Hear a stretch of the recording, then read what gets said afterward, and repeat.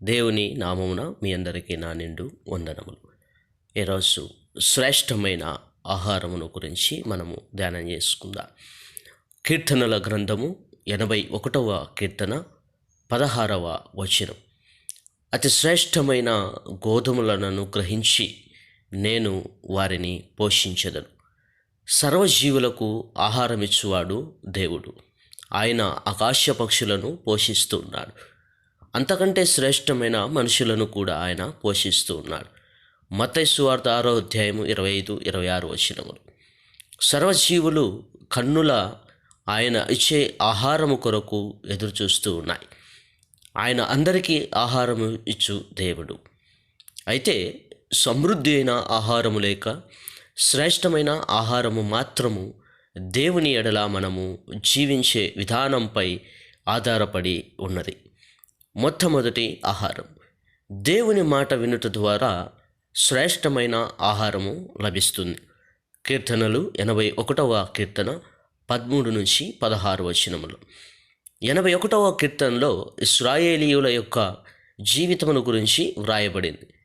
వారి భుజము నుండి దేవుడు భారమును దించి వారి యొక్క ఆపత్కాలములలో నుండి దేవుడు వారిని విడిపించి, అయినప్పటికీ దేవుని యొక్క మాటను వారు చెవిపెట్టలేదు. వారు దేవుని మాటను విననట్లయితే శ్రేష్టమైన గోధుమలతో వారిని పోషిస్తానని దేవుడు వాగ్దానం చేశాడు. యెషయా గ్రంథంలో కూడా ఇశ్రాయేలీయుల యొక్క విధేయత మరియు తిరుగుబాటును గురించి ప్రస్తావించబడింది.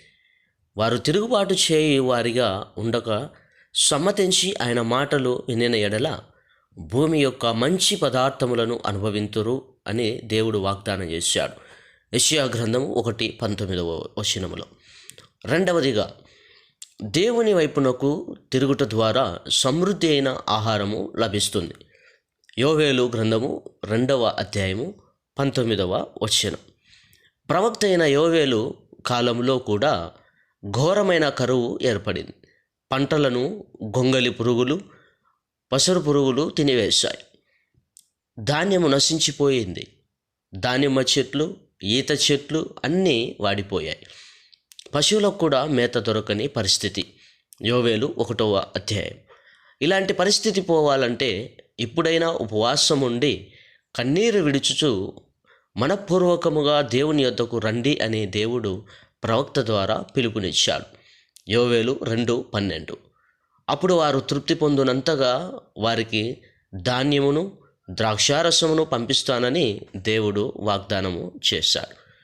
చివరిగా, మూడవదిగా, దేవుని యందు విశ్వాసం ఉంచుట ద్వారా సమృద్ధి అయిన ఆహారము లభిస్తుంది.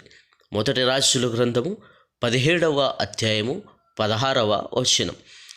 కరువు కాలంలో సారేపతు విధవరాలు ఇంటికి ప్రవక్త అయిన ఏలియా వెళ్ళి ఒక రొట్టెను చేసి ఇమ్మని అడిగినప్పుడు ఆమె, నా దగ్గర పట్టెడు పిండి, కొంచెము నూనె మాత్రమే ఉన్నవి.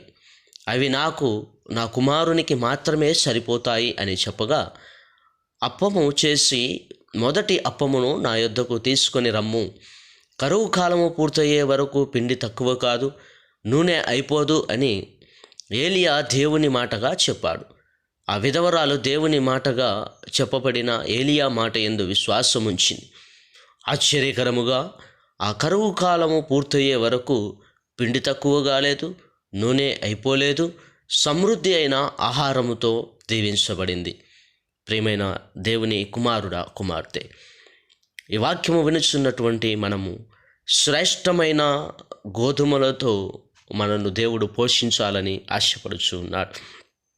దేవుని మాట ద్వారా శ్రేష్టమైన ఆహారము లభిస్తుందని, రెండవదిగా దేవుని వైపు తిరుగుట ద్వారా సమృద్ధి అయిన ఆహారము లభిస్తుందని, మూడవదిగా దేవుని మాట యందు విశ్వాసము ద్వారా సమృద్ధి అయిన ఆహారము లభిస్తుందని ఈ వాక్యముల ద్వారా మనము ధ్యానం చేసుకుని ఉంటూ ఉన్నాం. కాబట్టి మనమందరము దేవుని యందు విశ్వాసం ఉంచి దేవునితో ముందుకు కొనసాగుటకు ఆ ప్రభు అయిన దేవుడు మనందరికీ సహాయం చేసి కాపాడి దీవించునుగాక. ఆమేన్.